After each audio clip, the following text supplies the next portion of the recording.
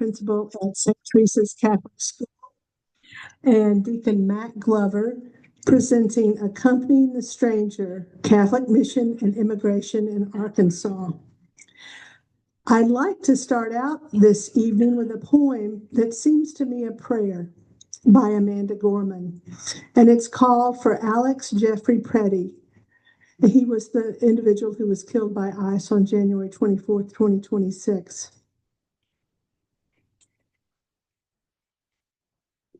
We wake with no words, just woe and wound. Our own country shooting us in the back. It's not just brutality, it's jarring betrayal. Not enforcement, but execution. A message, love your people and you will die. Yet the greatest threat isn't the outsiders among us, but those among us who never look within. Fear not those without papers, but those without conscience.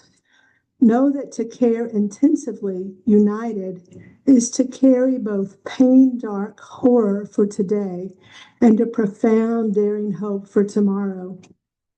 We can feel that we have nothing more to give and still beloved the world, waiting, trembling to change. If we cannot find the words, may we find the will. If we ever lose our hope, may we never lose our humanity. The only undying thing is mercy, the courage to open up ourselves like doors, hug our neighbors, and save one more bright, impossible life. Amen. Yeah, that's beautiful. It's a beautiful thing. Okay, so before I introduce our speakers, I would be remiss if I didn't take care of one piece of business that is long overdue. So right after George and I were elected co-presidents, our board ordered a hand-carved plaque as a thank you to Mary Hunt for her tireless work as president of Pax Christi over the past 4 years.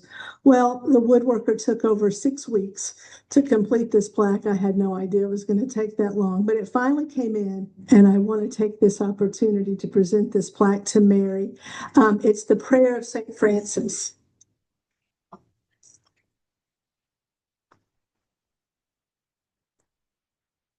You just see a little bit of this.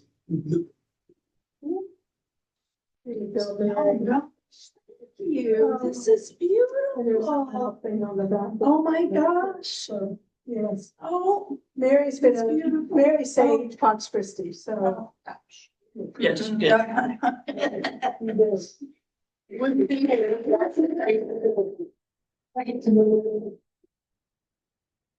All right.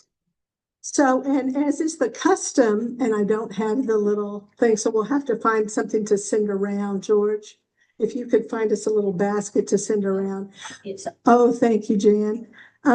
We send around a donation jar each speaker series, and all the proceeds raised this evening will go to St. Teresa's Catholic School. I understand from Kristy that they have an emergency fund that they have for any parents or children in need at the school, so this will be perfect for that.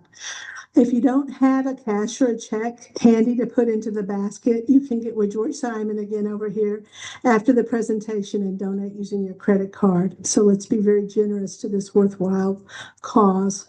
All right, so now onward to our featured program. As I mentioned earlier tonight, Deacon Matt Glover and Kristy Dunn will be presenting Accompanying the Stranger, Catholic Mission and Immigration in Arkansas. And I'll tell you a little bit about our distinguished speakers. Kristy Dunn is a lifelong member of St. Teresa Catholic Church in Southwest Little Rock. She's been a student and teacher at St. Teresa Catholic School, and now she serves as principal there. She and her husband, Stephen, have been married for 21 years and have 3 amazing growing kids, Andy, Bonnie, and Foster. Kristy has also worked with us for about 8 years in our Pax Christi Little Rock School Supply Program, so we love her. Deacon Matt Glover is Chancellor and General Counsel for the Diocese of Little Rock. He advises the bishop priests, and schools on a range of canon law and civil law matters. He also serves as a deacon at Christ the King and St. Teresa parishes in Little Rock, and he and his wife have 2 children. So let's welcome Kristy and Deacon Matt. Is it important, George? Okay, so it's making it, that's okay. That is the. Remind me, George, do I need to turn my volume on? And Okay, great. Good to good. Good to good. We're happy to be here. I'm speaking on behalf of Deacon Matt as well as myself. I'm grateful for the invitation. I think you guys are amazing. That's what one of your flyers says. Hey, you're awesome. And you are awesome. Y'all are inspiring. I know many of you were out on the corner of Markham and University today. I encourage you to continue that work. I know several of you would like some practical and logistical tips for what you can do in today's immigration climate. And I hope some of those come through. But what Deacon Matt and I discussed was that I would kind of start and share a little bit about the journey that's happening at St. Teresa Catholic Church and School. And then we'll kick over to the diocesan side. We're happy to take questions at any time. So feel free to jump in, feel free to, or save them for the end, really whatever is best for you. I do feel like Sherry already started off with a prayer, so I'm not going to do another prayer. Oh, I loved that. And that was what I wanted to kind of use as my bridge in. This is this is some of the hardest work that I've ever done, to be at St. Teresa's Catholic Church and School, but it's also the most joyful work that I've ever been blessed to do in my entire life. And that resonated from the poem as well. We can't give up hope. We can't show up every day like we're going to a funeral. You know, Pope Francis definitely encouraged us in that regard. But we do have some heavy work to do and some heavy lifting to do. So I'll just start with kind of day-to-day ministry, share some stories, all centered on this theme of accompaniment. So this is a little bit about St. Teresa Catholic Church and School. You probably have some presumptions and some assumptions about St. Teresa Catholic Church and School. And I think this room would be friendly to me being a little bit more candid. These are some of the things I've heard at St. Teresa Catholic Church and School or about St. Teresa Catholic Church and School. Oh, we're in the hood tonight. That's what I've heard. Oh, that's the Mexican school. Oh, that's the Mexican church.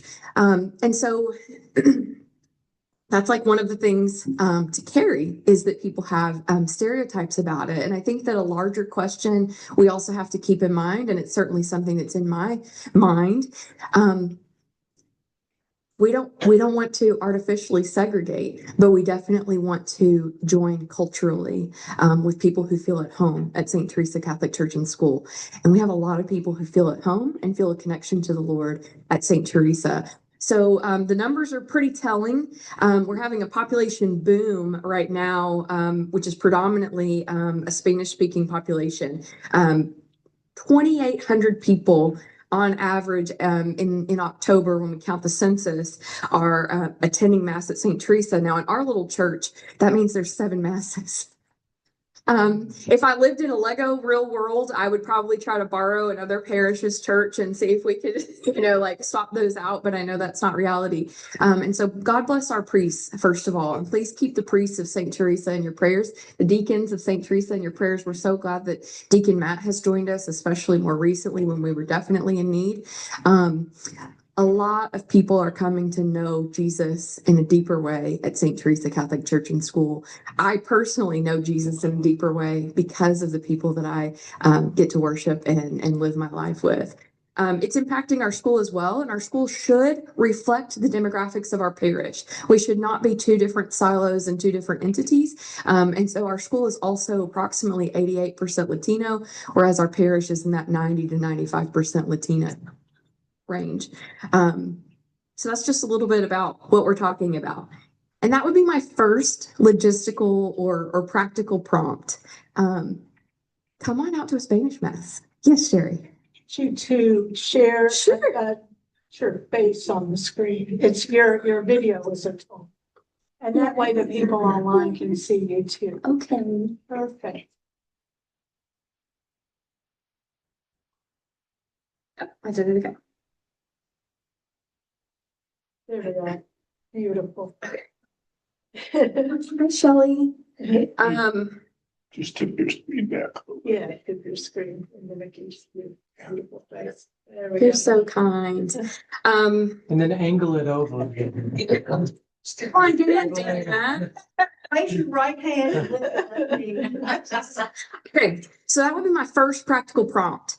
I think it would be a beautiful experience if you have not yet attended to attend a Spanish Mass, a Spanish liturgical service, Stations of the Cross. I gave a lot of that info on one of your flyers that's at your seat. But I know Holy Week is coming up, so that's going to mean a little bit of a different schedule. We would love for you to come and be present at St. Teresa. And I'm not asking you to change your parish membership. That's not what I mean, but the people at St. Teresa, as I mentioned, have impacted my faith on a very visceral level. Just a couple of small examples. In a Spanish Mass, when the priest holds the host, the consecrated host, at the moment of transubstantiation, has anybody ever been in a Spanish Mass and heard what the congregation says?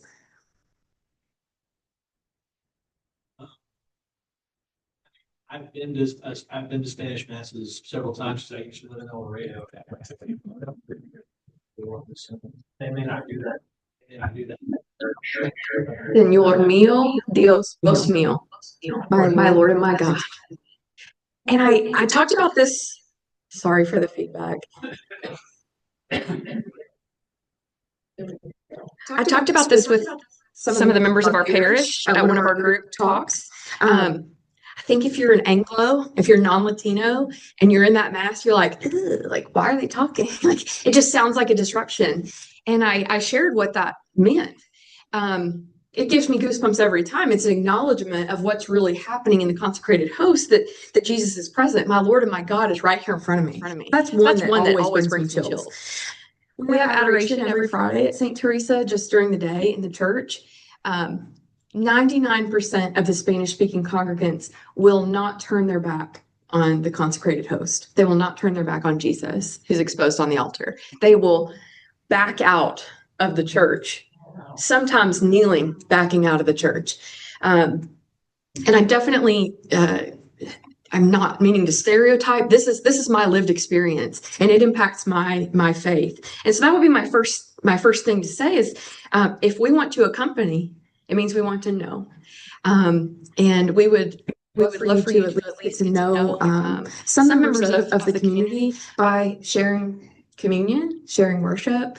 I think that would be a really cool thing. And we're always open. We're always welcome. If you come to a Spanish Mass, it might be staying room only, but you're always welcome to attend.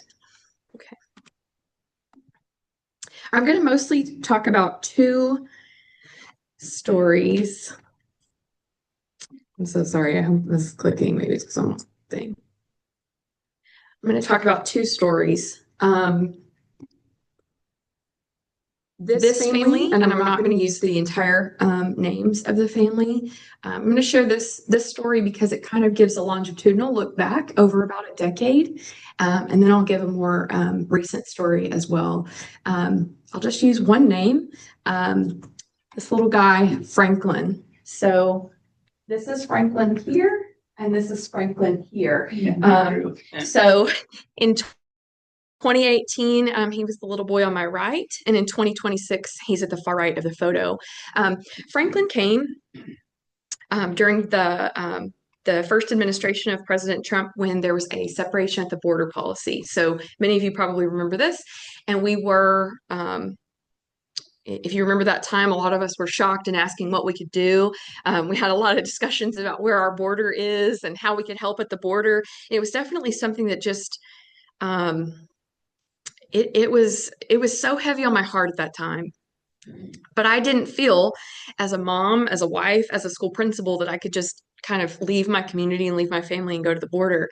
And so I'll never forget this. In October, November of 2018, Jennifer Ruthven Verkamp, who's at Catholic Charities, just called me out of the blue. She and I did not know each other at that time.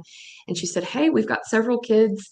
They're settling here in Central Arkansas, and we got to get them enrolled in school. And I just don't even know where to start. Like, where is a school that's going to help them?" And I believe it's the prompting of the Holy Spirit and through the encouragement of my pastor, Father Mark Wood, that I just said, well, why not bring them here? Why shouldn't they go to St. Teresa Catholic School? We didn't have any money. They didn't have any money. And yet it seemed like the thing that Jesus would do, right? So at that time, we took Franklin and another little girl into our school. Franklin and his dad were together. Those were the two that immigrated from Guatemala at that time. They had been separated at the border in the cages and made their way to Little Rock and got an apartment. Catholic Charities helped them immensely. My daughter Andy is here, and this is like one of those kind of full circle moments with the Holy Spirit. She now works with Catholic Charities, and so the Lord continues the work in those that we we share it with, right? So Franklin continued through our school. He graduated 8th grade. He is now in high school. He's about to graduate as a senior at Central High School. He is a success of saying yes and doing what Jesus would ask us to do and opening the door and accompanying. What is super cool, and I feel like what the Lord always does is, he's going to put that extra like icing on top. He's going to give you that extra cherry on top. And so since Franklin and his dad's arrival, mom and younger sister came, as well as older brother. Younger sister is now in my school in 6th grade. And mom and dad just had a baby, and little baby is my godson, and so I'm a madrina, I'm a godmother to the youngest of this beautiful immigrant family, and I can't even speak to their full journey because I'm tangential to it in a way, but I know that the Lord brought them to Little Rock and that they feel a connection to the Lord and they feel a connection to community through St. Teresa.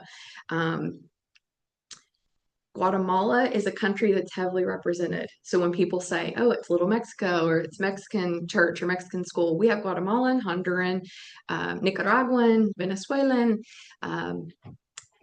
Mexican, yes, but it's a very diverse community. So this is just an example of like this has been ongoing. Even Marguerite Olberts, who was the principal before I was really starting that move to make sure that no Catholic school should be exclusive to any group or race or whatever. And we needed to break down barriers to get Latinos into St. Teresa Catholic School. And that's been the hardest and yet most blessed part of my journey, is to get to really accompany and walk with these families day in and day out, to where like we really do know each other. Oh, I'll tell this was a funny story I almost forgot to tell. It was Christmas Day. My husband Stephen is here as well. We'd gone to Paragould for Christmas Day, which is where his parents live. We come back home. I don't know, after being in the car all day, I'm kind of over it. Like, we're at home, settling down, and I get a text from this family and they're like, hey, are you home? I'm like, yeah, no, I'm not home, which is a lie. I'm sorry. I know I lied, but I just wasn't in the mood. And they're like, we're in your driveway. Oh, okay. So I came outside and they had literally just come to bring me the baby, show me the baby. They brought us some tamales. Like that's the closeness that we're talking about. What is Blessed Stanley or Pope Francis say? The shepherd needs to smell like the sheep. Like that. Like I know I'm not a normal principal. Like I know this is like we call it a ministry of mothering. I really get to be very motherly to families. I get to be very sisterly to families, and that's been a really great blessing from the Lord. So that's one family's journey. Wow, please click. But there are so many. I mean, I think that's what's so challenging, is like the weight of it can feel overwhelming. It can feel like, what are we going to do? But I have to focus on the fact that it's like the beauty of it, the intentionality that out of all the Lord could have done in my life, like this intersection of time and place and ministry is it's a really great blessing from the Lord. So in this, a really great quote from Saint Therese, just to remind us of the beauty of diversity, right? Like we don't all need to be the same person, because that defeats the purpose of the beautiful bouquet of flowers. Like we should each be authentic to our own selves. And it's just like the Lord has just like kept pushing us, and we do it. I think we do it in a really, really amazing way. this picture down here on the bottom left, we have Father Joel Ibubuike from Nigeria. What a guy to come into a Spanish speaking and English speaking, and he's just putting his full self in for the love of the Lord. We did a little photo just for fun, like a little photo shoot with the staff, and we said, oh, let's all, like a JCPenney photo shoot, like let's all wear denim. And he came dressed in his full Nigerian outfit, and he said, that is your culture, this is my culture. And we said, yes, Father, where you can be truly authentically yourself. And I think we're not perfect. I'm going to tell you all the like good stuff, but that means that like it takes some friction, it takes some challenge, it takes some getting to know one another. We have, for myself, who's an introvert, who's kind of type A, we have these large danzantes, these dance, like liturgical dance, and not liturgical dance with ribbons, but drums and native and rhythm. And it's so beautiful in a very different cultural way than some of us may be used to. So that would be another, not just St. Teresa specific, but another logistical prompt. If there's like a cultural demonstration, if there's a danzantes group, if there's a food festival, I know most of you already do this, but just go out and enjoy it. You'll get to know the people through their cultural expression. We also don't just limit this to knowing our students. I feel like we're there for the whole family. I'm definitely there as a fellow parishioner. It means getting to know our parents. That picture at the top left, I mean, it is crazy. Easter Vigil, like I sometimes get a little bit like worried about the fire code and stuff. I mean, it is just a mass of people that are coming into the church. But it's absolutely beautiful because it all takes us back to Jesus. I'll share one more story, and then I'm about to toss it to Deacon Matt. And this one is a little bit more somber, but down here at the bottom with the purple heart is my sweet little baby Alexa. Alexa is also an immigrant from Guatemala, and Alexa and her family immigrated to the United States. I'm not sure if this was why, but it was definitely a reason that they stayed. She had several complicated heart defects that were found when she was very young, around 1 or 2. Had several procedures throughout her, toddler and preschool and kindergarten years.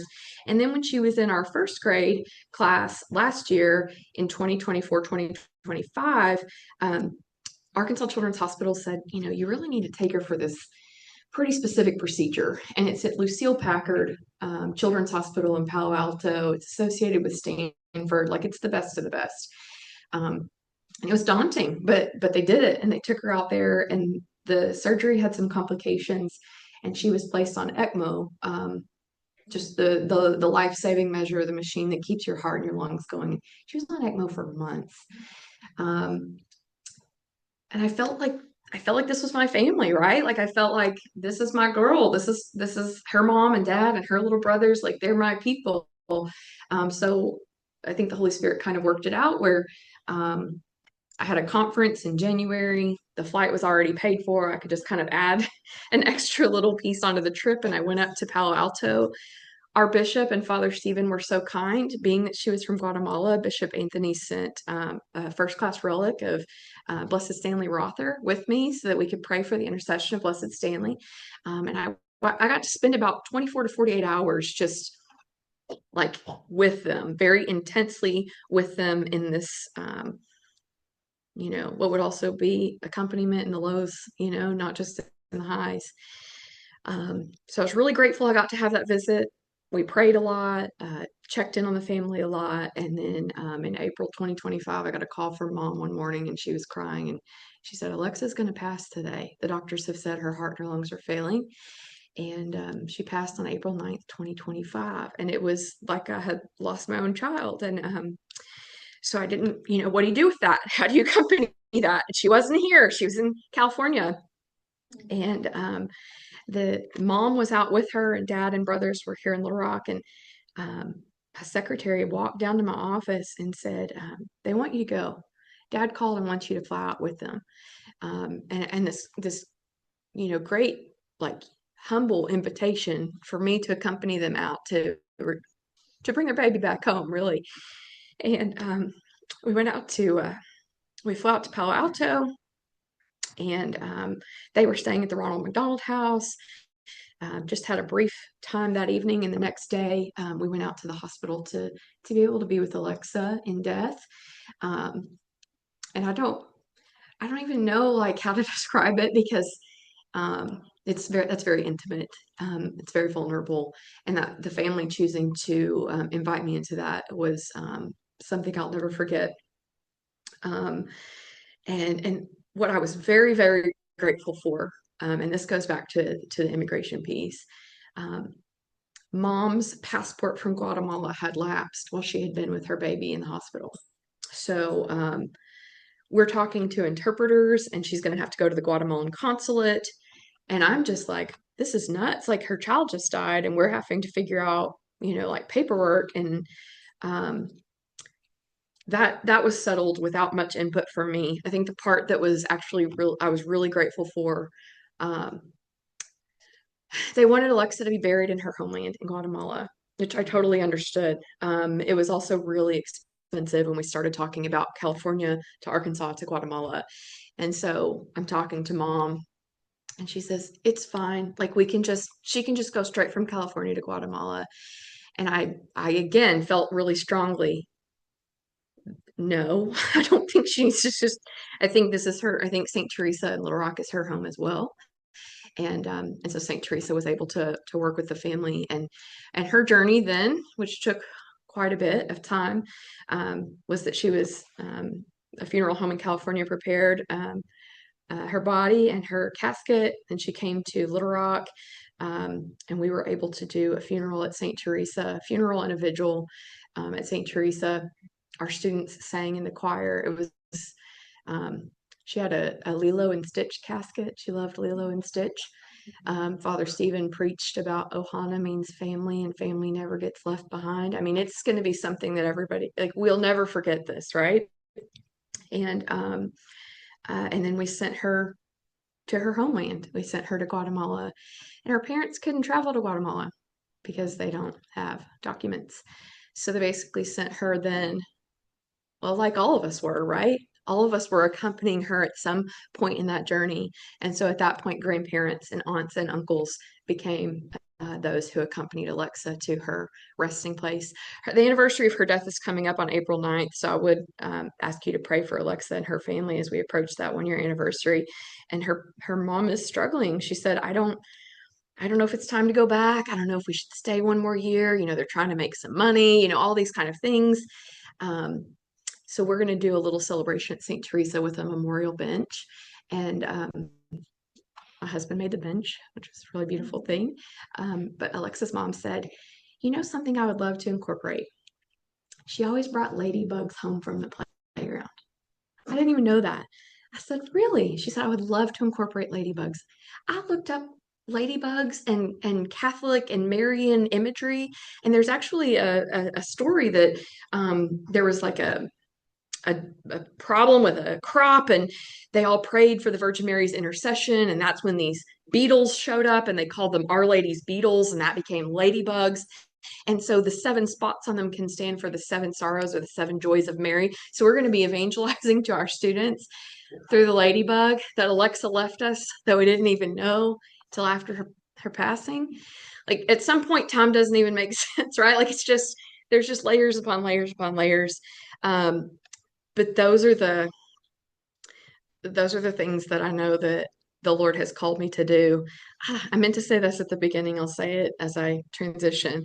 I would have left this ministry so many times and walked away from it so many times because it's really hard. And we did not have money for a long time.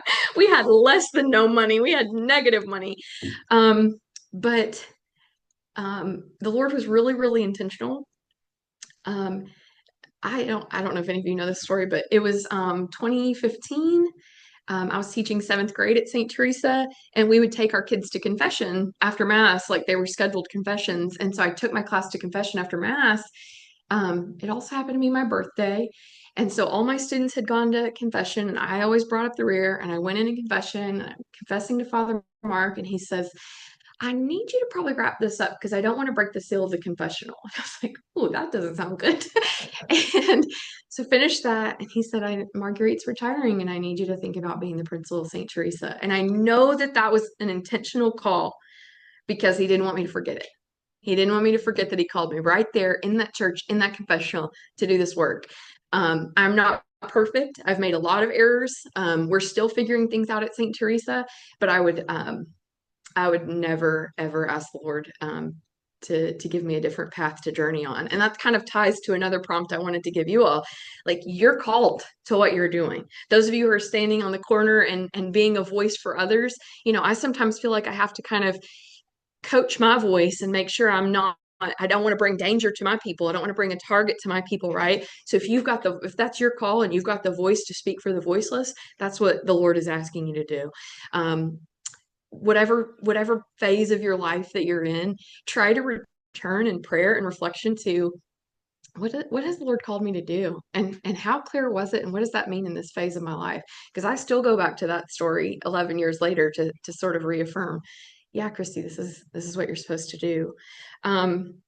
What is really, really cool though, especially when I say that it's hard, is that I don't operate independently or in some sort of bubble. I'm actually really, really grateful to operate within the hierarchy of the Catholic Church.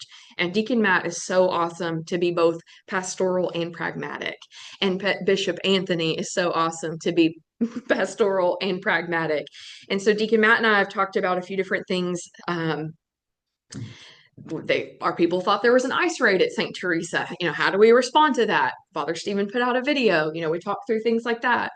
The more interesting one was we need our parents to get papers and plans in place in case they are detained. We've had 2 dads picked up through traffic stops and then ending up with ICE in the last 3 weeks. And we had 1 family self-deport in February.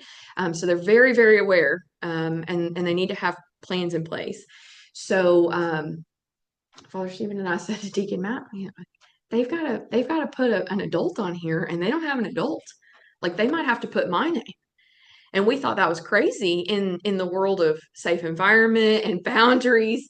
And Deacon Matt said, I don't think it's crazy right now.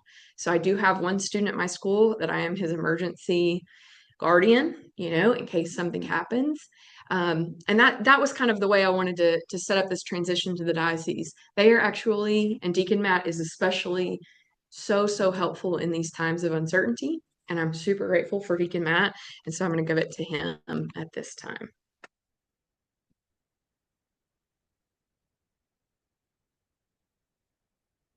Thank you. You might have to help me with the how to forward this Click the right arrow. arrow. Okay.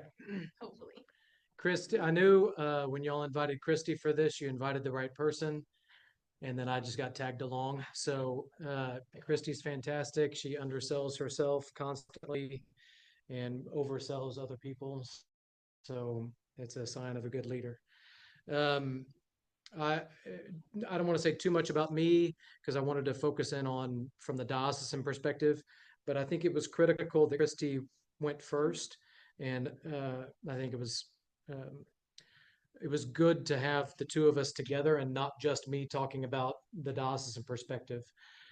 And if we're going to be together, I think it was good for you to go first because it's easy in our ivory towers of trying to set policy or decide policy or decide what public statements to make or whatever.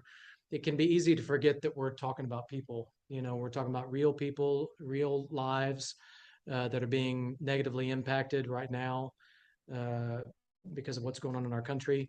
And so we, Bishop Taylor and I, really do try. We're not always successful, but we do try to keep in mind when in decisions that we're making, he's ultimately obviously the one making them, or statements that he's making and putting out, people's lives are really being impacted here. And sometimes that leads to us not saying anything for reasons that I'll talk about. And sometimes it ends up in us saying a lot. It's also one of the reasons why a couple of years ago I started doing more over at St. Teresa's. Christ the King's my home parish. I love Christ the King. I grew up at Holy Souls. My wife went to Good Counsel, so we're kind of transients ourselves. And So Christ the King is my home parish, though. My kids, that's all they know.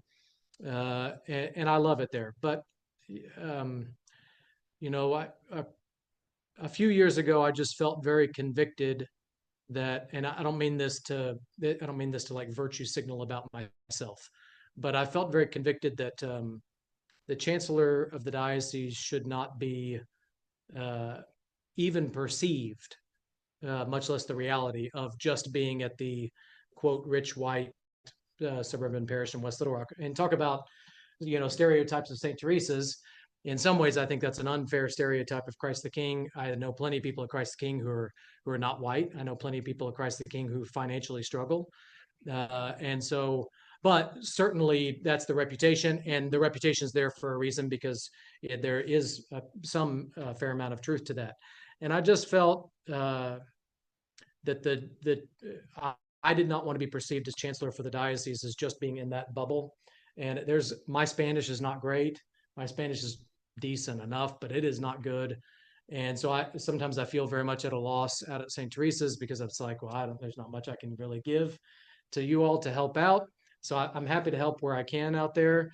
It's as much a gift back to me and to help keep me grounded in my diocesan ministry that I have a duty to do what I do for the diocese for everybody in the diocese, and not just have a myopic tunnel vision of what it means to be a Catholic in Arkansas. So me being at St. Teresa's has been a real blessing to me in that regard. So I'm going to talk a little bit about the good, the bad, and the ugly of the bigger picture from the diocesan perspective. The good, a couple of good things. And I'm going to try really hard not to get into the politics, the national politics of it, but obviously that's inescapable.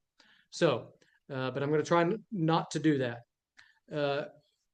Recently, the Trump administration issued an executive order on R1 religious workers. Some of you may have seen or heard or know of the situation regarding our R1, our religious worker priests, and some religious sisters as well. But our religious worker priests and religious sisters are in a really bad predicament, because it used to be years ago that someone would come over on an R1 visa that's 5 years, okay? And then we could apply for the green card after a couple of years, and that green card would be approved within that 5 years, and they'd be on the green card for a while. Or we'd apply for another R1 visa after the end of this 5 years, and we'd extend it, we could you'd at least get an employment authorization document approved. And anyway, there were mechanisms for keeping someone here continuously. Then under the Biden administration, there was a Trump and then Biden. They kind of messed up selfishly, our personal opinion. They messed up how they categorized the visa categories and who was lumped into what categories, basically. And they put too many people into, for example, when we had all the Afghan refugees coming in, which was good. I mean, we needed to help Afghan refugees. So not knocking Catholic Charities for all the great work Catholic Charities does in refugee and resettlement work. It was a real need. It had an unintended, not you, but the policy of the Biden administration had an unintended negative impact on religious worker visas, because then the number of green cards that were available for religious workers was essentially, we were fighting then against all of these juvenile special immigrants from Iraq and Afghanistan and which makes no sense that a religious priest from India would be in the same category as a juvenile coming in from Afghanistan, like immigration-wise category. But they were in the same category. So then for a number of years, we faced an issue of our R1 religious workers having to leave the country for a year at the end of the 5 years, which caused disruption within their priestly ministry, caused disruption for the parishes that they're leading. We have priests that sometimes have to stop working because an employment authorization document isn't renewed in time, not by us, but by the government. And we were fighting during the Biden administration for a while to get them to just change the stupid rule on having to leave the country for a year before you can come back on a new R1 visa. And that doesn't take any act of Congress. It was not a legislative fix. It was an executive order fix.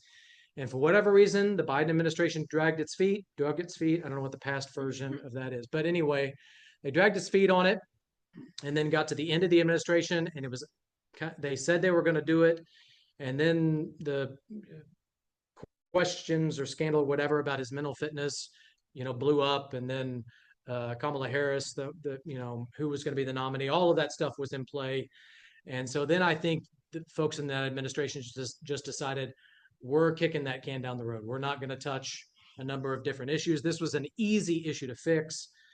It was very frustrating to Catholic leaders across the political spectrum that this was not happening under the Biden administration, because you would think under a relatively immigration-friendly administration, that was an easy thing to sign off on. Trump administration relatively recently signed off on the rule change on that.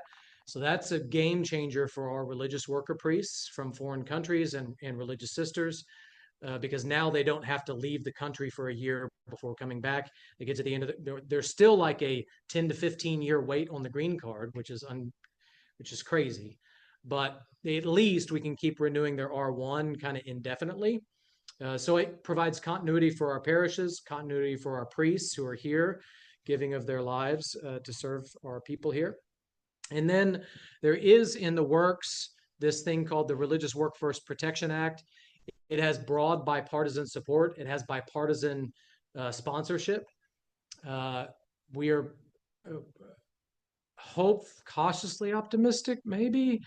It is bifurcated from the bigger picture immigration legislation battles that go on nationally.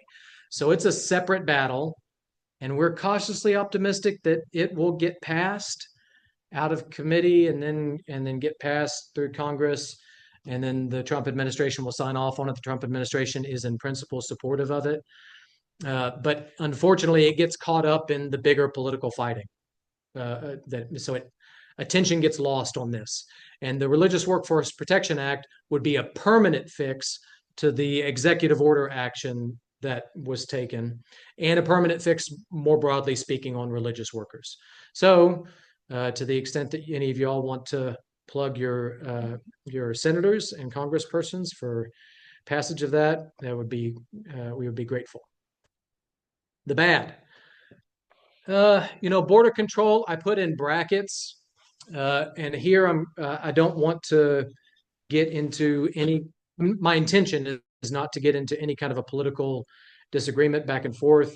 I have conversations with Catholics, all the parishes and groups, and from an academic and canonical level on what's the obligation for a lay Catholic to agree with X, Y, or Z that the Pope says, or X, Y, or Z that a bishop says, and that kind of stuff. And there's different canonical analyses for what level of assent is needed to be given to what level of magisterial teaching. And that's beyond the scope of this presentation.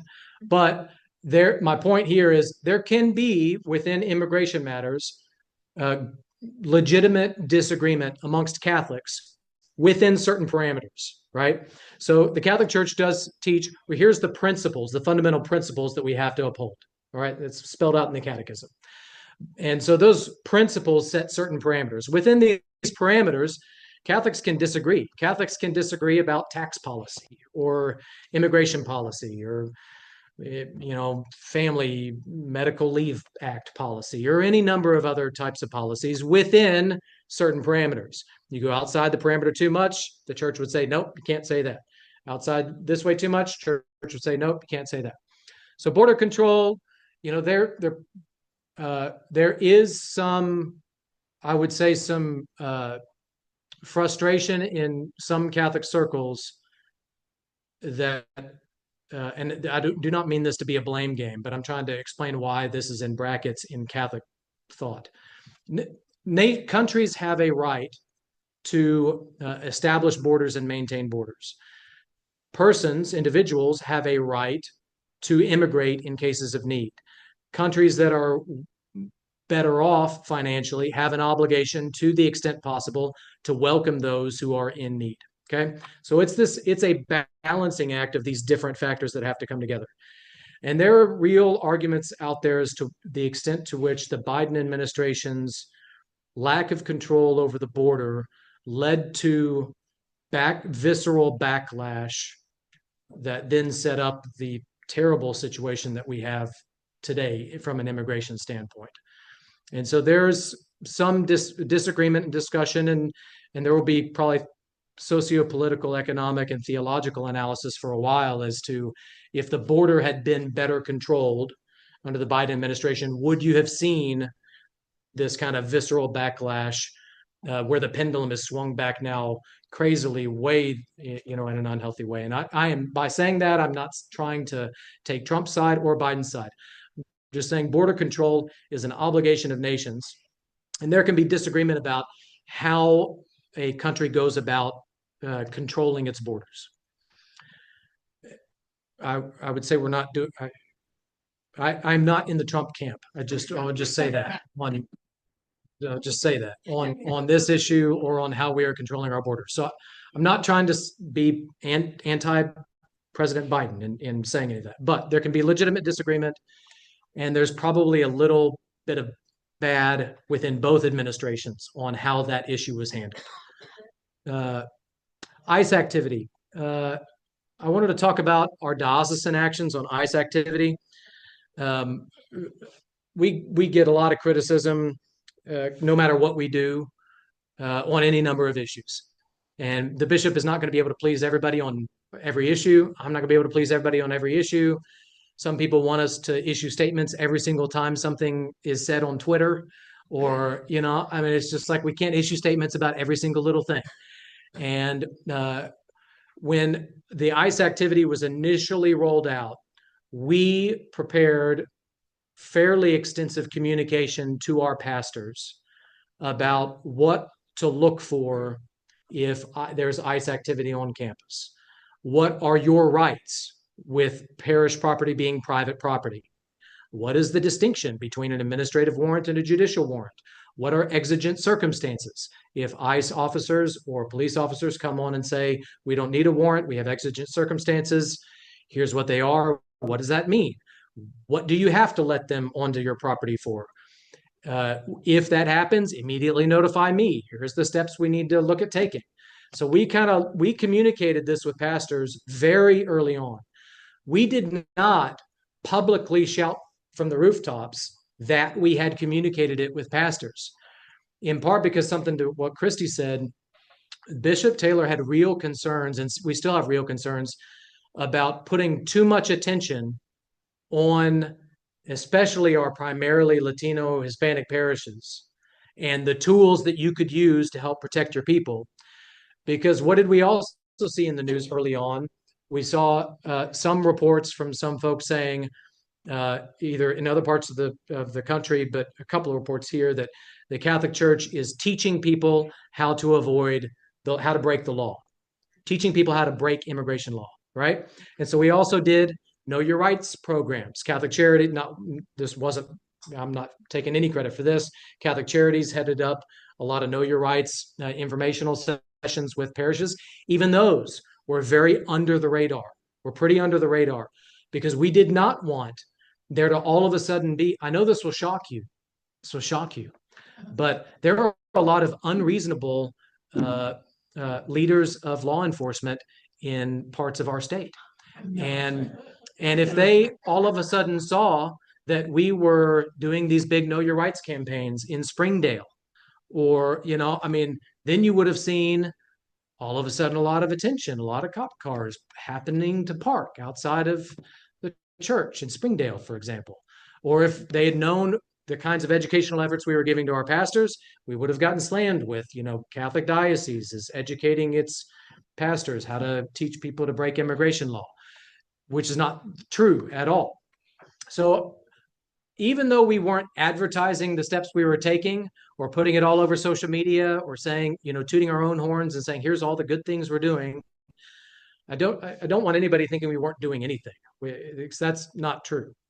Public relations, we tried where we could to work. We had a number of different PR issues pop up, ICE showing up outside of parishes and then having to quell concerns there, things that a pastor might say publicly that then got back to us, and we had to, kind of educate some folks. So you can't really say that, or let's say it differently this next time, or and so from a PR standpoint, that has been a constant. I never know what's going to hit the fan any particular day. I walk into the office, I will walk in and think I'm going to have lots of time to work on X, Y, or Z that day. And then I'm spend the entire day on phone calls because something with immigration blows up or whatever. So, and then the question again, to respond or not to respond. Again, I am, well, I love our bishop and I support our bishop. If he were here, sitting here, I would say all of this. We have very frank conversations. We don't always agree on everything, but he wants to know. He doesn't want a yes person in the room. He wants to know when I disagree. And he probably is more inclined to say more than I would be. I'm probably more inclined to speak when necessary, because I worry that the more we say on certain issues all the time over and over again, instead of picking our moments and picking our battles, that it actually has an unintended consequence of watering down the message, and has the unintended consequence of Catholics Catholics who maybe are on the fence politically, ideologically on this issue, might just be then more inclined to write him off, or to write off the diocese as saying, well, he just hates everything that Trump does, no matter what, which is not the case. Bishop tries to be Catholic, not trying to be Republican or trying to be Democrat. He just tries to be Catholic. But I do think we try to generally respond, intentionally, rather than just responding every single time there's something that comes out. I'm very grateful that our bishop is not on Twitter, for example. So I'm not a fan of Twitter bishops. It just drives me crazy. So public policy efforts. So public policy stuff is now falls under my office, has for the past year or two. Went up to DC for the USCCB's annual meeting of the National Association of State Catholic Conference Directors. They have something called Hill Day, and we go up on Capitol Hill with CRS, Catholic Relief Services, Catholic Charities, USCCB folks, and we meet directly with our senators and representatives to talk about the top issues that are important to us in our diocese, for example. And I will tell you, for whatever it's worth, had very good, positive meetings with almost all of the congressional representatives and senators, including ones that you might not expect. I won't name names, but including ones you might not expect, and including on the issue of immigration. And I will tell you that even when there were policy differences, some Republican members of the Arkansas Senate or Congress, House of Representatives, at least decried to us the coarsening of language and that the current administration has been using, and factions within our country have been using, about our immigrant brothers and sisters. And it's one thing to say it privately to me as a representative of the diocese, another thing to publicly push against it. But I guess my point is, there are cracks in the door. We try to find openings for common ground and dialogue where we can find them on public policy advocacy stuff. And so the rhetoric about our immigrant brothers and sisters, to me, is as much a concern as the policy differences, because the policy differences, we can have policy difference, but when we start to dehumanize, that's why I thought it was critically important Kristy goes first. When we start to dehumanize our immigrant brothers and sisters as if they're subhuman, less than human, it's extremely problematic. It's extremely problematic. So it's a slippery slope to all sorts of worsening things, which we'll get to here in a second.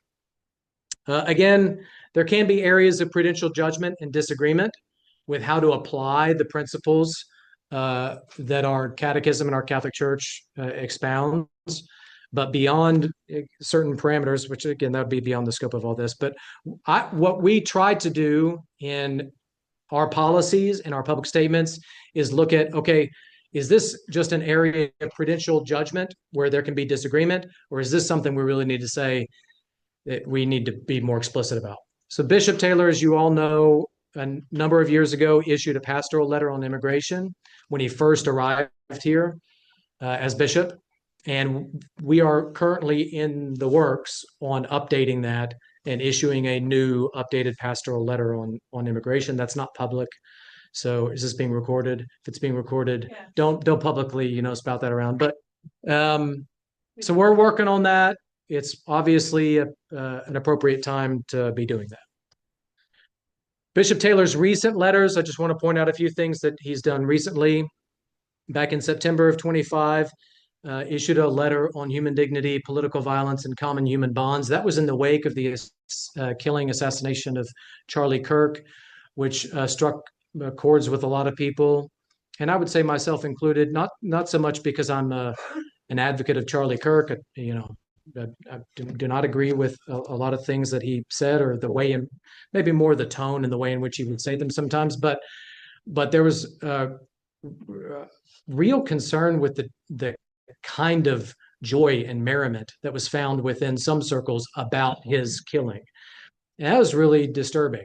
And so after discussion internally, felt like needed to say something. So that statement is not, pro Charlie Kirk statement. If you go back and read that statement, it doesn't even say a whole lot really about Charlie Kirk. It obviously acknowledges that was the lead in, the motivation for it, but it moves very quickly to talking about our common human dignity. And even when we disagree with each other, we've got to find ways to acknowledge our common human dignity. At the end of that letter, it talks about exactly kind of what we've talked about, which is get out of your bubble. And get out of your bubble and go talk to people, meet people, go to church with people that are not in your typical bubble. That's not the only reason, but it's a reason, one of the factors that led me to starting at St. Teresa's a few years ago. We've all got to do better at getting out of our bubbles. And, agree or disagree with Charlie Kirk on any number of fronts. A thing that he did well, one could argue that he was going there just to pick fights, which may be true. But he was going into college campuses where he was not liked ideologically, typically, and was communicating, interacting, and dialoguing, maybe not always dialoguing, but was talking with people with whom he disagreed.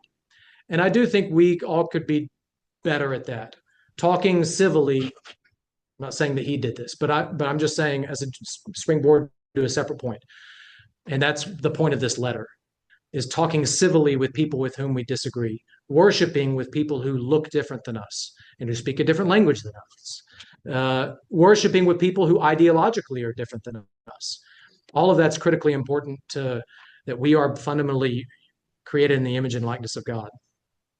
In October, he issued a statement on mass deportations. It's not the first time he's spoken about mass deportations, but he issued a statement about those. In January of this year, we struggled internally for a while about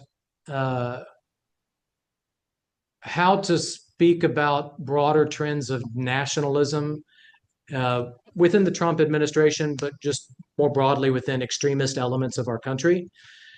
And obviously saying anything along those lines is going to come across as, well, he's anti-Trump and pro-Democrat. And that was not the intent of that statement. We struggled for a while on what to say and how to say it. Bishop Taylor ended up drafting something that started off that was a very personalized story. It was his own story of his own family from back in the day, which then I felt like once we had that, it was like, okay, now we've personalized it from the bishop's standpoint, which again, no matter what we said, we were going to tick off a certain segment of the community. And that's not the intent to tick anybody off, but we knew that was going to happen. But once we personalized it, I feel like it got out of his head and out of our heads and made it human. Here's humanizing the impacts of a nationalistic trend. And so we kind of tweaked and worked on that statement, which got national attention, was run in the Arkansas Catholic, but then got attention in National Catholic Reporter and I think it was on Crux and a number of different national folks picked it up. Father James Martin commented on it positively in the Arkansas Democrat Gazette, so that helped its national focus. And if Bishop were sitting here, I would say this too.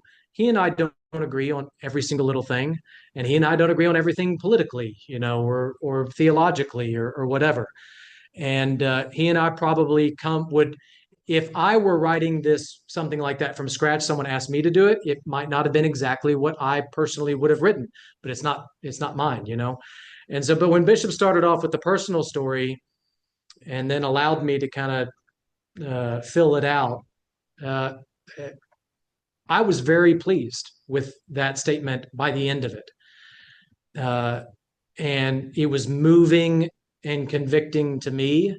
And it was a privilege to be able to craft it in a way that gave it theological teeth, besides just a personalized story of the bishop. And I do wish that, I don't know, I wish instead of being so reactionary as we all can be, that I think it's good. I guess what I'm trying to say is it's good for me to try to write for the bishop because it forces me to think through a different lens, and vice versa. Bishop takes what I say, and Bishop would be like, I would never say that, but we'll go with it, And so, but I wish everybody would almost try to, like, if you were coming up with a public statement on issue X, Y, or Z, sit down with someone who's of a different, not crazily different, because then you'll just butt heads and never get it, but someone of a different slant, and say, if we were going to write something together on this, what would it look like? Because it's a helpful intellectual exercise, but it's also helpful for changing your heart on issues for both sides of an issue. And then in the wake of the Iraq War, we worked up the statement on the use of military force, which of course we knew was not going to please a whole lot of people. But I'll tell you, I follow a lot of different people on Twitter. I do not ever, well, I shouldn't say ever, but I can't remember the last time I tweeted or that I actually liked something other than something that was personal about someone having another baby or something, So I try to be very apolitical in that thing, but I follow a lot of different people just to stay in tune with what's going on. And the number of conservative, quote unquote, political folks that are looking at this war in Iraq, in Iran, and would say, Freudian slip there, war in Iran, and would say that's not a just war. And the criteria for just war have not been met here is not insignificant. So we knew we were going to catch flack for that one, but it kind of is what it is. Bishop Taylor obviously feels very strongly about the use of military force. I did think that if read correctly, the language in there is couched well, if I would say so myself, in saying, here are the principles for just war. In my opinion, now there can be prudential disagreement, which is true. In my opinion, as your bishop, I have an obligation to tell you, I don't think these principles have been met. He's not issuing some infallible statement because he's a bishop and he can't do that anyway. But the point is to try to educate on something like that, is to try to educate our people, but also keep it in our minds as Catholics, that we don't look at war or military action primarily and first as U.S. citizens. We should be looking at first as Catholics. And what are the Catholic criteria for a quote unquote just war? That may be it for me because I've hit the arrow and there's no more. So I think that was the end of my slides. All right. So I will be quiet now because it's 7:30 and I'm happy to take any questions. Kristy's happy to take any questions that y'all might have. Father? Yeah, Deacon Matt and Kristy. Something that the news, not news, but the political party in control right now, won't name names, but they use the word illegal, illegal alien. Every time I hear that, it just hits me in the wrong way and just like, that hurts. An illegal alien, I grew up in the days of sci-fi. An illegal alien was a Martian. Right. What Yeah. is that, Kristy, when you hear So- that, or Deacon Matt, when you hear Well, that? let me just speak legally to it, and I'll have her talk about the human impact of it. So, technically speaking, uh, and that is a correct, legally speaking, it is not an incorrect term. So, an alien is simply a legal category of a person who's in a land that's not their own. So, I mean, in our statutory laws about immigration, it talks about aliens who are seeking certain benefits. Okay. So that's the use of alien. Now I'm speaking as a lawyer. Okay. As I'm speaking as a lawyer. The use of alien, frankly, is almost less problematic to me than illegal. Because illegal has all sorts of different kinds. I was listening to a podcast the other day of two Catholic guys, neither of whom are at all, I wouldn't say arch conservative, certainly not politically at all, at all.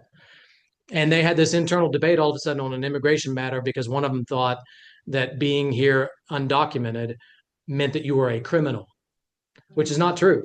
You know, but so I had this, one was like, well, yeah, why have you broken the law? So you're a criminal. And the other one was like, no, it's a civil offense. The other one was like, but so he could, and these are both well-educated people, and neither of whom are particularly ideological on the immigration issue.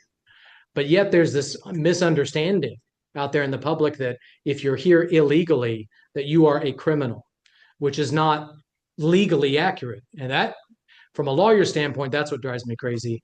The alien part is a loaded term non-legally. Legally, that's accurate and correct. So, like, I don't balk at it.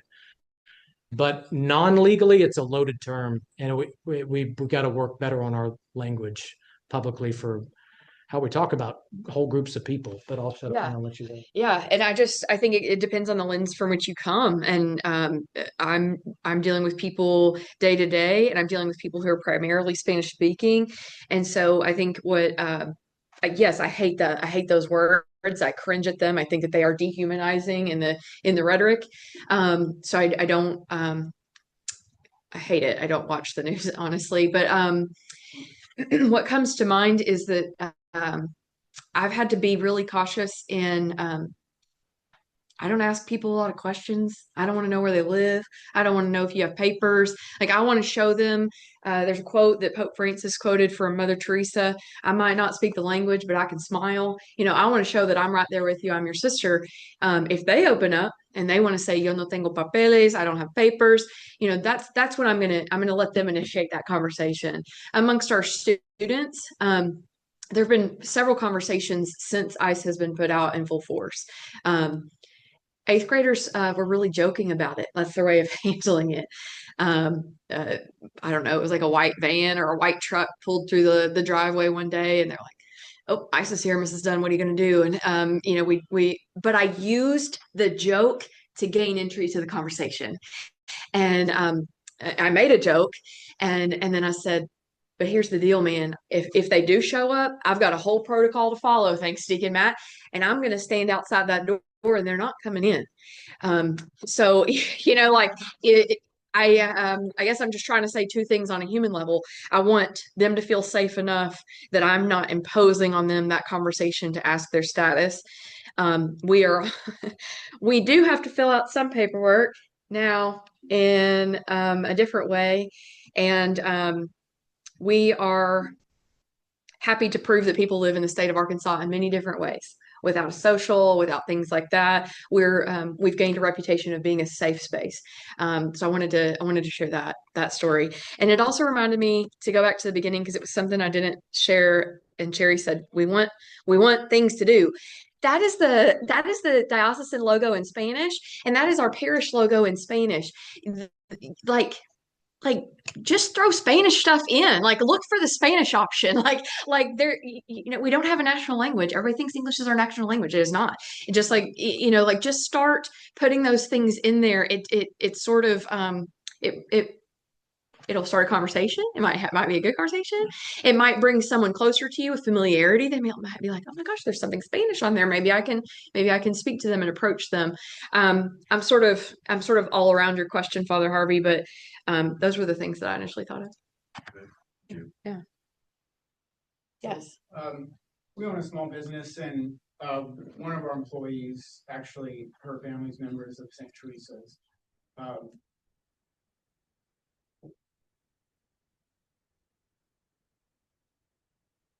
Okay, take your time. Sorry. It's okay.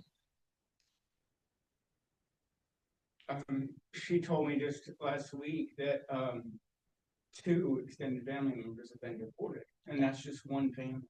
Yeah. And she told me about the fear that her brother has, who doesn't have a and I'm just wondering, like, I'm sure you don't have statistics, but how many stories in St. Teresa's Parish are like? And Father Stephen and Deacon Juan Mares would know way more than I. But I bet it would be very hard to find a family who's not impacted by that fear in the Latino and the Spanish speaking congregation. Even if they themselves aren't impacted by it, it could be a cousin, it could be an extended family member, and they know every day when they're driving to work. This pre-K dad got picked up. I can't remember if it was in the fall or at the end of last school year. He was going to pick up his construction crew, but that address had been marked as a place to serve a warrant. But that property got turned over and over again. That guy was not there. He hadn't been there in months, but it didn't matter. They all got caught up in it. That guy's already back. The coyotes are still running them. Wow. So I don't know how much money people are spending on that, but if their family is here, if they have young children, if they're desperate, which they are, right? A lot of them are finding a way back. I will say too, from a legal standpoint, as someone who practices religious immigration law, not family-based immigration law, but we've got a whole crew of people in Catholic Charities that work on family-based immigration law. There's this perception out there, and y'all have heard this before, why don't they just get in line? Why don't they leave the country and then get back in line and wait their turn? And it just drives me crazy because it's like it is expensive and complicated for me, someone with a law degree, to figure out how do I do this religious immigration case right for this unique circumstance of this and that's someone who's, I'm getting paid to do it by the diocese, and the diocese is going to pay the $2,000 to $3,000 for the application fee for the priest to come over. And, it's not, but for folks that are coming over who have nothing and don't have contacts and aren't lawyers, and even if you were a lawyer, practicing immigration law is its own separate little niche, tough area. So there's no line, the system is so jacked up. It's so jacked up that there's no way for someone who is in a desperate situation to do it, quote, the right way. It's not a practical possibility. And so from a legal standpoint, and I will say my frustrations on the national political level have been almost equal, regardless of the party, because both parties have had opportunities to make it happen, to fix it, and neither of them, the cynical part of me looks at it and says both sides, to some degree or another, are using this issue as political leverage within their respective bases, and it frustrates the junk out of me. So I do not think the criticism is fairly leveled at just one party, maybe more leveled at one party than another, but it's, in my personal opinion and my experience of working on it practically, the legislative fix we've got to find a way for both sides to have a softening of heart and have a conversion of heart and come together and fix what is incentivized. Reason that I'm going down this rant is what Kristy said about the coyotes, because it's incentivizing the system. Yes. It's incentivizing a crazy system that puts people in greater risk, puts children at greater risk, and it incentivizes this junky system because we can't, have the maturity to come together and say, well, let's fix the system so that there is a line. because there's no line. There's no line for people to follow. People want to do it the right way. If they could do it the right way, 95 to 98% of them would do it the right way. But there is no right way to do it, which is crazy. It's crazy. So Yes. It's not just, ICE people that you wouldn't let in. Somebody might say, I listened to a lady and she was a principal last night and she said, and I won't let them in. You can't let anybody in the school, right? So, I mean, that's fair. Yeah. I wouldn't let in either. I'm not criticizing. I'm just saying, no school lets anybody in anymore because there are too many safety issues with children.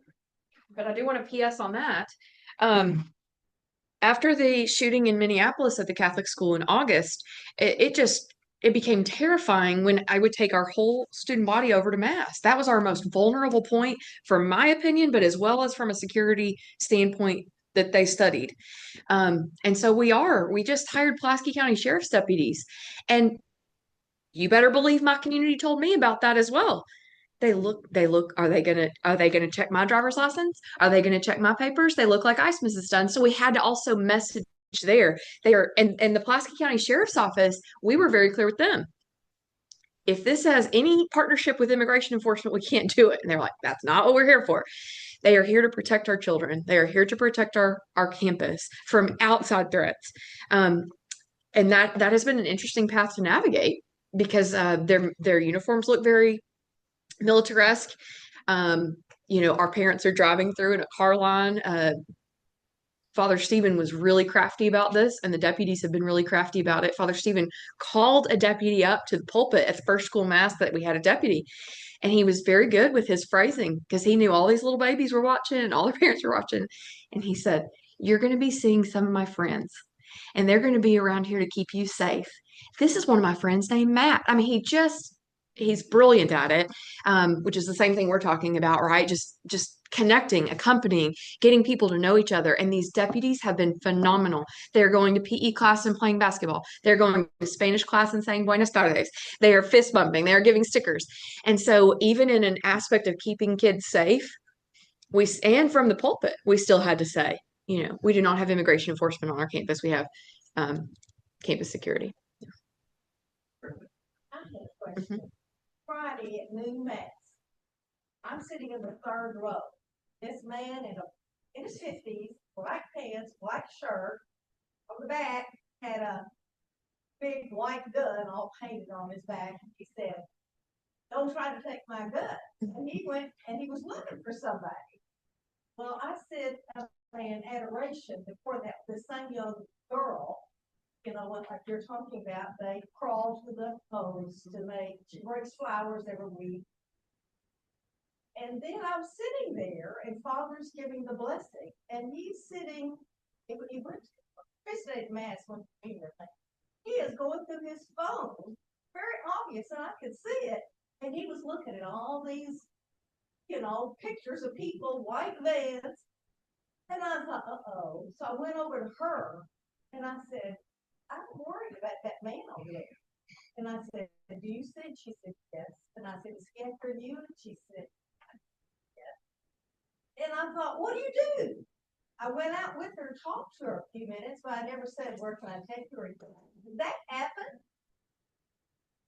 boy, that's This is at Christ the King. I have yet to hear of a specific instance of ICE targeting an individual by coming to one of our masses and waiting for them to leave church, for example.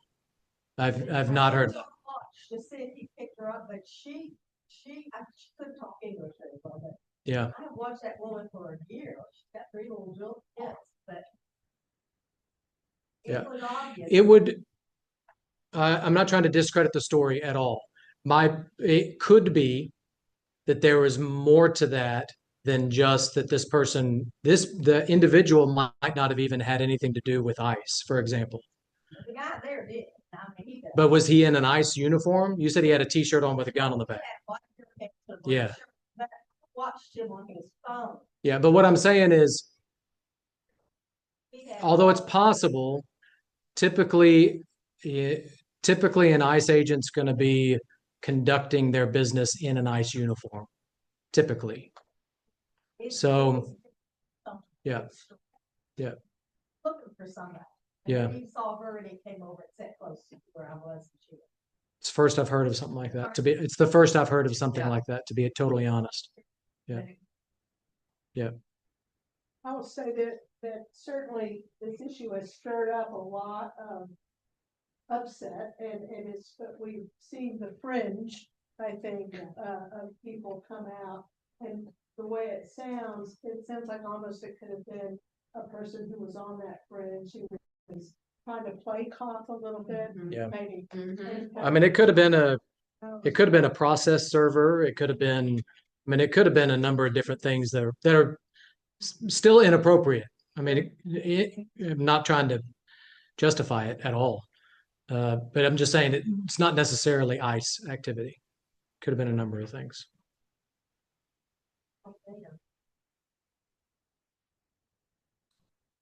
The other cool thing is how many people can trace their roots back to St. Teresa. I know Sandy Haslauer. Yes. Your son and my dad were like big buds back in the day. I talked to a lot of people. Vicky and her husband are here from St. Teresa. I talked to a lot of people. I St. Teresa, and so I guess I just wanted to reiterate that as well. Like, it's always home. It can be anybody's home. So just come on out. Yes, Teresa used to be the home of the Christmas priest too. Remember? Father John Cole, yeah. Indeed. At the risk of sounding like a Pollyanna and stupid, two people come to mind. Senator Ed Kennedy said, "We fight and fight for what we want. We go home, change our clothes, go out, have a drink, and have dinner with each other. You're not talking to each other." Yeah. Some of hoping for Ed Kennedy and a Pearl Nestor to start having parties with food or together and talk to each other. Yes. Yeah, that's true. Anybody else? Vicky? Yeah, I was just gonna say, I am a member of St. Teresa's. I had 2 children that went through school there, and I have 2 grandchildren there now. And I think St. Teresa's has some unique challenges that they face every day. And I have gone to Spanish masses, and although I don't understand anything, you do understand the mass. You are there, you do understand, and you do know what's going on. And I am really glad y'all did this because I have really felt a calling to educate myself more on this and to see what I could, personally, how I can contribute to this situation. So I'm just really happy y'all did this, and I found out about it, and I'm here. Okay, any more questions before we wind it up? Yes, I have one little question. You mentioned finances. Yes, ma'am. Is there something in particular or just money you need? And I guess I just wanted to reference that, like, because you probably read about us in the Arkansas Catholic. We are, I don't even know how to describe it. It's like we made it, right? All of a sudden we got $2 million. And we're going to renovate. We're going to be able to have more classrooms. So I don't want to sound disingenuous, but we are very much working class and poverty level parish. And so I just meant, especially in 2015, 2016, 2017, 2018, our parish supported us at a significant cost to themselves. And I'm always grateful for that. I'm grateful that we stuck it out and we survived. You saw Catholic schools close. We could have been one of those. In fact, that's why I prayed to the Lord. I said, "You called me to this, and I'm just going to close her down." Like, that's so mean. Like, why did you do that to me? And I underestimate the Lord, and he and I now talk about that and how the Lord is abundantly good and abundantly graceful. I will spend eternity thanking him. But at this point, this collection I'm really grateful for. I do like to have a little bit of an emergency fund in case a family comes into a crisis or a situation. Yeah, we're okay. Can I ask you one question? Because it's in schools. What is the feeling, or has there been a discussion of Catholic schools being funded by a diocese as opposed to a parish? Because it started with places like Chicago, urban parishes being very poor, could not support a school, and they closed, just where people needed a good, strong educational system. Yeah. I think Arkansas is the same thing. That's a bigger discussion point than what we have time for. I will say the diocese does pitch in to assist schools. So for example, when St. Edward's was struggling, diocese put in money, and other schools put in money to try to save St. Edward's. I mean, I know everybody thinks that the diocese has lots of money. Or some people think but we are as shoestring in our diocesan budget as a lot of our parishes are. And so, you know, if the diocese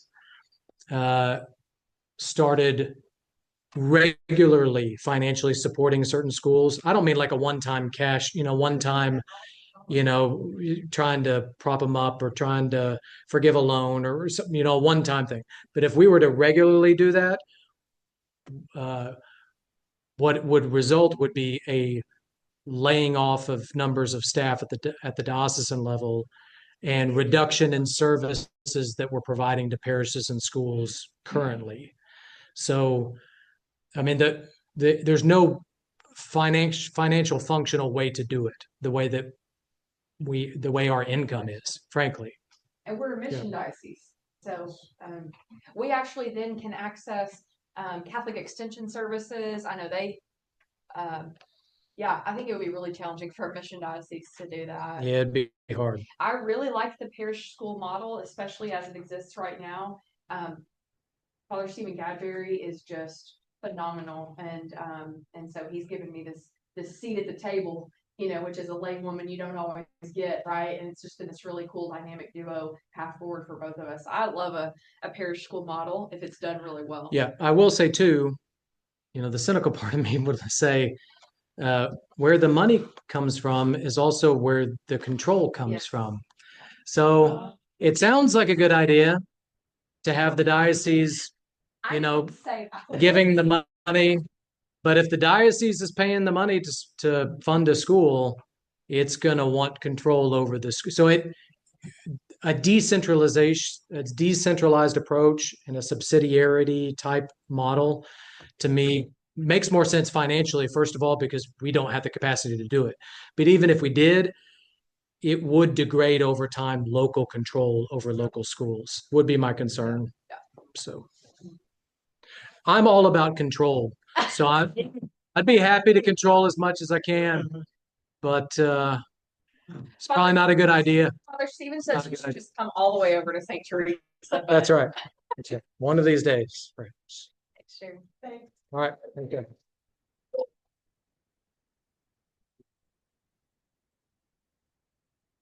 To say too, the two of you do such a beautiful creative job together because you're different.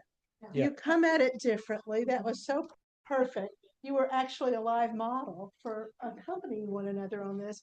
And then you see the creativity that comes from that. I have really appreciated that. Very beautiful. Thank you so much. A couple of quick announcements before you guys start to leave. Y'all know there's a No Kings March this Saturday, right? At noon. Everyone's going to gather on the Little Rock side of the Broadway Bridge. And we'll be walking over the bridge, and then we'll be gathering at a community fair on the other side. They're expecting thousands of people, so bring your water, but it should be a beautiful day. Also then, we have two other parts of our immigration speaker series already set up. So get your phones out. On April 23rd, Eric Brown, who's the executive director of Seis Puentes, is going to be here with us. And he's going to give us information about his nonprofit, and they're in North Little Rock, and they're dedicated to empowering immigrant families through education, culture, and community connection. So he's going to be fantastic. And then on May 28th, we're going to have Maria Wraith, who's executive director of Arkansas United, and they're located up in Fayetteville. They do a beautiful job of providing all sorts of resources for our immigrant community. So I think that's it. Many thanks to you for coming tonight. Please feel free to hang around unless you're going to the basketball game. And please eat this food, eat all of this food, catch up with your friends, and I hope to see you back next month. Thank you. Thank you.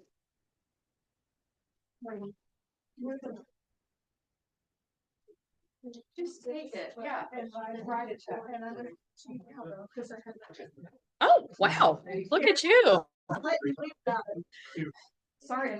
Oh, and George, I think is just. The credit card, George, right here. All right, God bless. Bye. Go Hogs.